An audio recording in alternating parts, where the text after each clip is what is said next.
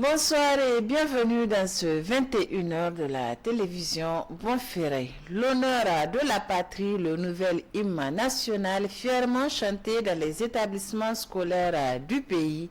Le ministre en charge de l'éducation nationale a donné des instructions pour que l'ensemble des enfants nigériens apprennent et chantent correctement le nouvel hymne national. Le reportage avec Souleymane Ousmane et Maman Siraj Nassir. Promulgué le 22 juin 2023, quelques semaines seulement avant le coup d'État du 26 juillet 2023, le nouvel hymne national a essuyé plusieurs critiques, d'abord sur l'instrumentalisation musicale qui accompagne son chant très similaire à une musique connue des Nigériens. Des rives du Niger aux confins du Ténéré.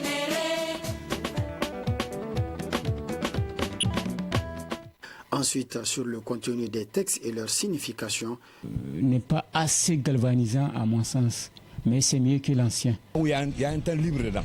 Et pour les enfants, c'est pas facile de se rappeler des phrases qui vont venir après cela. Peut-être parce qu'il n'est pas adopté au contexte d'avant coup d'État. Le coup d'État du 26 juillet, le nouvel hymne national a trouvé très vite un écho auprès des Nigériens. Ce sont les plus jeunes qui l'internalisent et très vite sur les réseaux sociaux.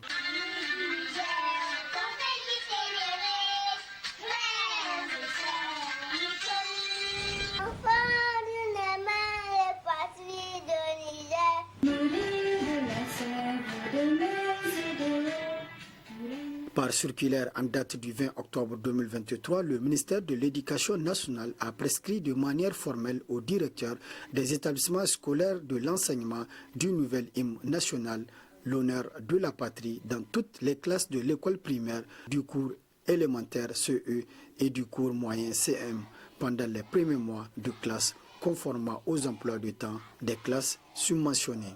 Les challenges sur les réseaux sociaux et le coup d'État ont facilité la tâche aux maîtres d'école. Avec le système des portables là, ils ont pu facilement maîtriser ça, avant même la rentrée. Dès le premier jour de la rentrée, ils ont chanté ça bien, mais on les a corrigés un peu. Tous les matins des jours ouvrables, avant le commencement et la fin des classes, les élèves sont tenus de saluer les couleurs à travers la montée ou la descente du drapeau. Ils doivent chanter le nouvel hymne national, l'honneur de la patrie. Un aide-mémoire pour faciliter la mémorisation et le chant de l'hymne a été mis à la disposition des enseignants.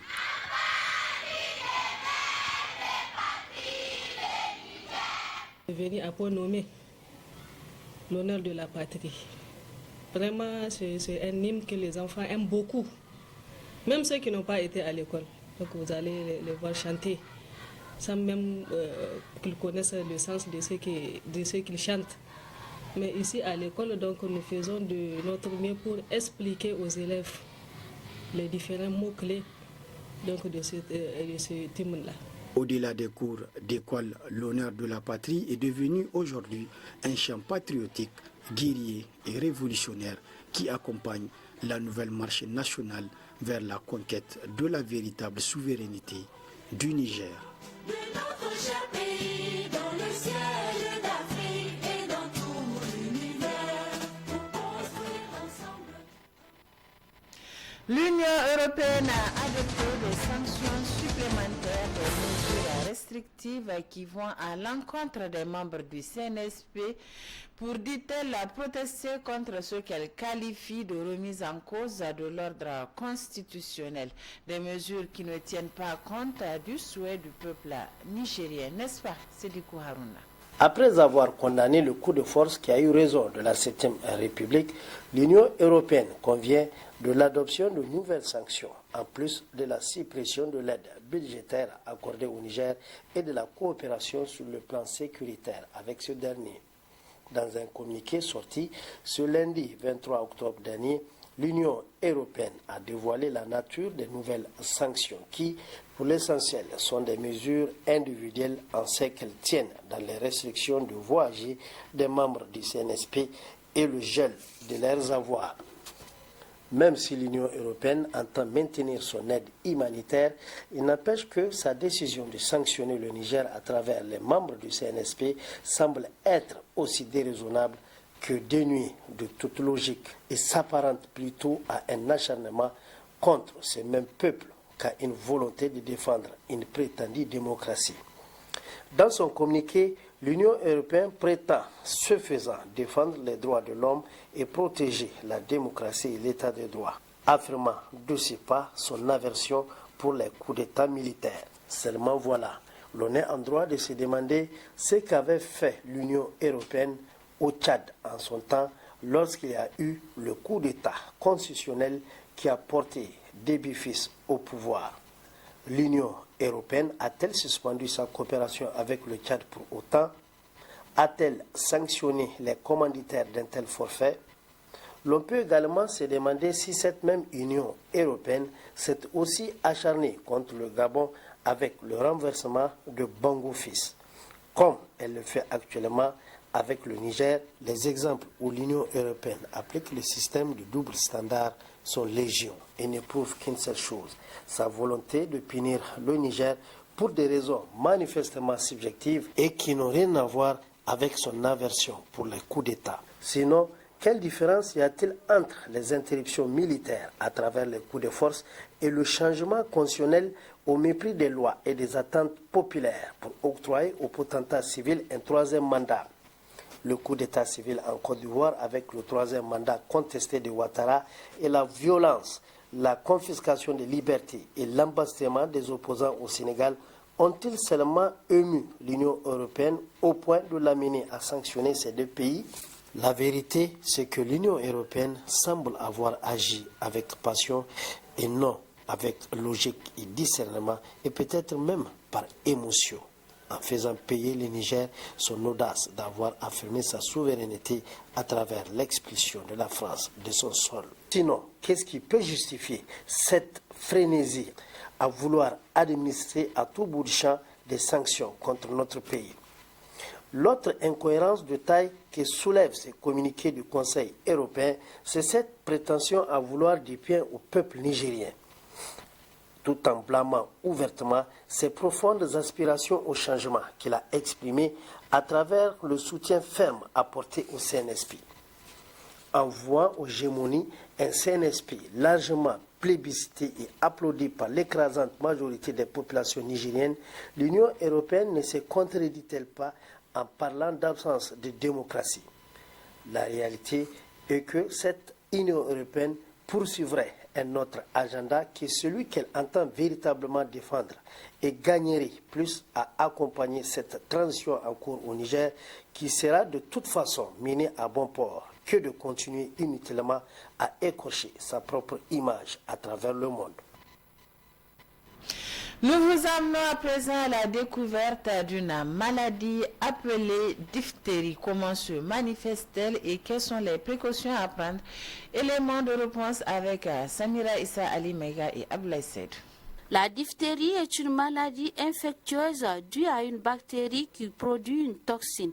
Selon Dr Abdelrahim Mahamadou, ces symptômes sont semblables au paludisme et au rhume. Les signes de la diphtérie sont similaires aux signes de l'angine, comme on l'appelle, l'angine diphtérique.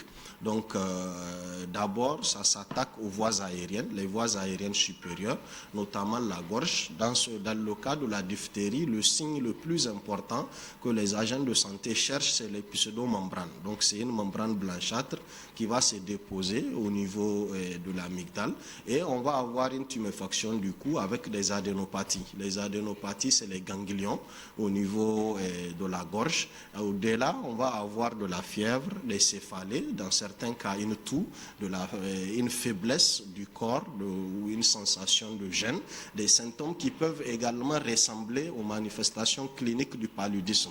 Hautement contagieuse, elle se transmet de personne en personne avec une durée d'incubation de 2 à 5 jours. Il n'y a malheureusement pas d'âge parce que le taux de contagion est très élevé.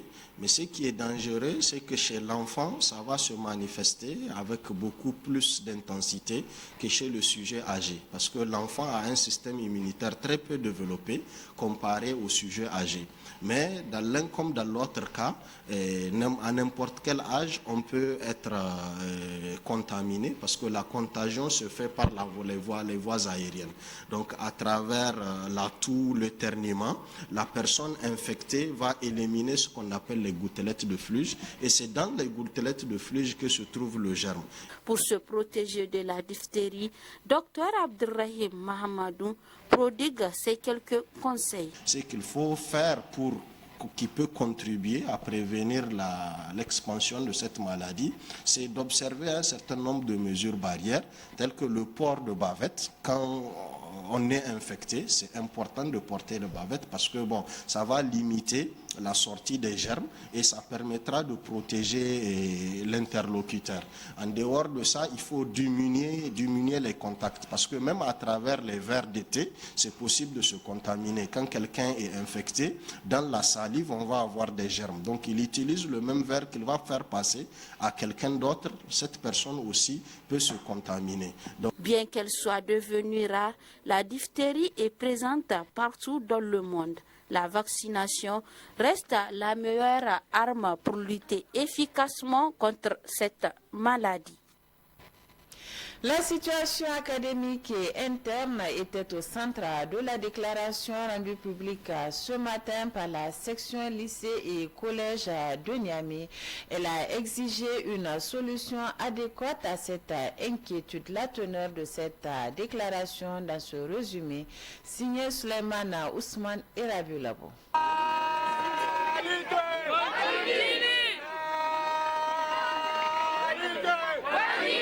Près de 3 semaines après la rentrée scolaire 2023-2024, la section lycée et collège de Niamey dresse un tableau sombre des conditions de vie et d'études des scolaires de Niamey et exige une réponse urgente à ces préoccupations. Exige l'augmentation des enseignants dans certaines disciplines. Interpelle le chef des travaux au vu de la lenteur dans l'achèvement des tâches qui sont les siennes. Exige la construction des classes en paillotte dans certaines écoles de la ville de Niamey, la mise à la disposition des camarades des tables bancs en quantité. Au plan interne, la section lycée et collège de Niamey apporte son soutien au comité directeur de l'USN dirigé par Efred. Félicite le nouveau comité directeur de l'USN élu à la suite des assises du 14e congrès statutaire de l'USN tenu à Niamey du 15 au 17 octobre 2023 à Niamey. Apporte notre soutien indéfectible au comité directeur de l'USN dirigé par le camarade secrétaire général Efred Alassane. Encourageons le comité directeur de l'USN dans sa noble démarche d'unification des militants pour la défense des idéaux fondamentaux du cadre organisationnel.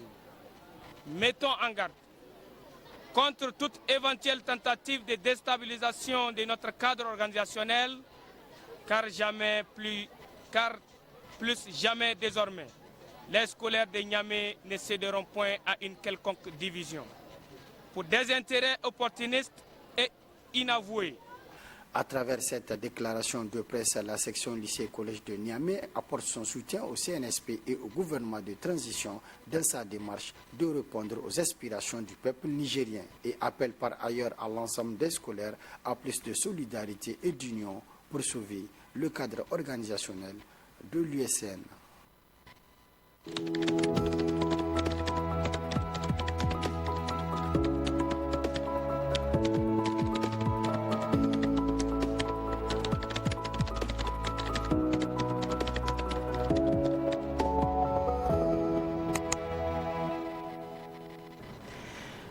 Comme tous les mercredis, je reçois Balima Bourema pour votre rubrique hebdomadaire Actu sur le web. Balima, bonsoir. Bonsoir Aminatou Yaya Maïga. Bonsoir chers téléspectateurs, bienvenue à ce numéro d'Actu sur le web de ce mercredi du 25 octobre 2023. Balima, les compagnies de transport voyageurs promettent de verser chaque mois 3,4 millions au Fonds de solidarité pour la sauvegarde de la patrie, annonce ANP.NE. Oui, cet engagement fait suite à la disposition de l'ordonnance signée par le président du CNSP qui a trait au prélèvement de 10 francs sur chaque billet de transport voyageur afin de contribuer à la mobilisation des ressources du Fonds de solidarité pour la sauvegarde de la patrie, FSSP. L'organisation patronale des gares modernes, OPGM, s'est engagée à verser 200 000 francs CFA chaque mois et par compagnie pour alimenter le Fonds de solidarité pour la sauvegarde de la patrie, soit un montant de 3,4 millions de francs CFA. Mohamed Ben Dahan, le secrétaire général de l'OPGM, a expliqué que les 200 000 correspondent à peu près à 20 000 tickets, ce qui aujourd'hui est pratiquement inatteignable pour toutes les compagnies de transport, mais nous avons voulu faire en sorte que toutes les compagnies puissent verser ce montant afin de contribuer à ce que le fonds puisse être alimenté de manière conséquente et de manière régulière également.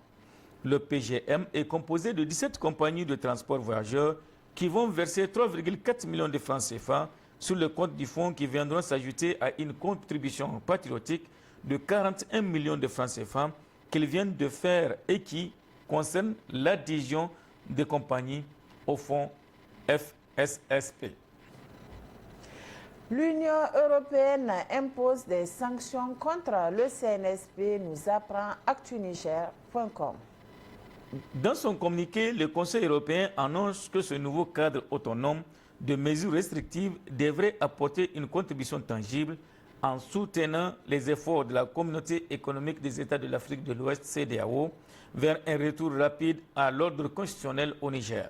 Selon la même source, grâce à ce nouveau cadre, l'Union européenne serait en mesure de sanctionner les individus et entités responsables d'actions qui menacent la paix, la stabilité et la sécurité du Niger, portent atteinte à l'ordre constitutionnel, à la démocratie, à l'état de droit, ou constituent des graves violations ou abus des droits de l'homme, ainsi qu'aux violations du droit international humanitaire applicable au Niger. Dans les détails, les mesures restrictives consistent en un gel des avoirs et une interdiction de mettre des fonds à disposition des particuliers et des institutions qui sont acteurs de la transition, ainsi qu'une interdiction de voyager pour les membres du CNSP et du gouvernement mis en place par les nouvelles autorités. L'Union européenne reste engagée aux côtés de la population nigérienne en apportant une aide humanitaire pour remédier aux pénuries de produits de base. Poursuit le communiqué qui rappelle que l'UE a fourni 58 tonnes de fournitures sanitaires essentielles, notamment des médicaments et du matériel médical, par un pont aérien humanitaire en octobre. Sanctions contre le Niger, quel sera l'avenir des produits bloqués au port de Cotonou contre le Niger, se demande bbcafrica.com. Ils sont au total près de 1000 camions provenant du port de Cotonou à être bloqués à la frontière entre le Bénin et le Niger. Tous attendent que la situation se décante pour continuer la route vers le Niger. Cette situation, selon certains observateurs, pourrait engendrer une baisse des activités au niveau du port de Cotonou. Les marchandises ne pouvant plus être acheminées vers le Niger, il est visiblement difficile pour les opérateurs de transiter leurs produits par le port de Cotonou. Mais ce n'est pas l'avis des autorités portuaires pour qui la situation actuelle n'a aucun incidence sur les activités. Après 3 mois d'attente, des inquiétudes commencent à se faire voir sur les visages quant au sort des marchandises. Cependant, le directeur commercial du port de Cotonou se veut optimiste. Les importateurs nigériens sont en train de chercher des alternatives pour la vente de ces marchandises, soit au marché béninois, soit dans les pays voisins, rassure-t-il, tout en indiquant que le port discute avec tous les acteurs pour gérer la situation. À la frontière, cependant, les camionneurs ne partagent pas l'optimisme des autorités portuaires. Les marchandises commencent par se gâter. Mais à en croire un syndicaliste rencontré par BBC, ce n'est pas une solution qui peut apaiser le cœur des transporteurs et importateurs. Si cette frontière arrive à être ouverte, même dans les jours prochains, il y aura une crise post-fermeture de la fermeture parce que ces marchandises qui sont en train d'être gâtées, arrivées à destination, seront sûrement irrécupérables, s'inquiète le syndicaliste béninois. Le Togo, plus actif que jamais dans la recherche de solutions en Afrique de l'Ouest, analyse DW.com. Oui, le président togolais est de plus en plus présent sur la scène internationale, secondé par son ministre des Affaires étrangères, Robert Doucet, avec à son actif la libération en janvier dernier de 46 militaires ivoiriens détenus au Mali. C'est également lui qui a permis à une délégation de la CEDEAO de rencontrer le président nigérien déchu Mohamed Bazoum en août dernier. Cet activisme diplomatique ne passe pas inaperçu. L'analyste politique Louis Magloire Kouemaou estime que le Togo a une approche plus souple des crises liées au coup d'État militaire et que cela peut aider à trouver des solutions. Cependant, si le président togolais s'est impliqué pour trouver une sortie de crise aux transitions militaires au Mali, au Burkina Faso et au Niger, sur ce point, les résultats sont moins clairs. En effet, le récent report des élections au Mali montre que les militaires ne semblent pas pressés de rendre le pouvoir aux civils. Certains remettent aussi en cause la légitimité de Faure Gnassingbé Yadema, qui est à son 4e mandat dans son rôle de médiateur de crise démocratique en Afrique de l'Ouest. L'opposant Nathaniel Olympio, président du Parti des Togolais, estime ainsi que le président togolais cherche avant tout à se maintenir au pouvoir. Le Togo n'est pas un exemple de démocratie en Afrique, mais les interventions diplomatiques de Faure Gnassingbé pourraient consolider sa position dans son pays. En façonnant ainsi sa stature internationale, le but du président togolais pourrait être de renforcer ses chances de briguer un nouveau mandat, le 5e, aux prochaines élections. Valima, merci pour toutes ces informations. À la semaine prochaine, Inch'Allah. Merci à vous aussi, Aminatou Yaya Maïga. Merci à vous aussi, chers téléspectateurs, et à la semaine prochaine, Inch'Allah. Monsieur, dames, merci également à vous de nous avoir suivis. Excellente soirée en compagnie des programmes de la télévision Bonferré.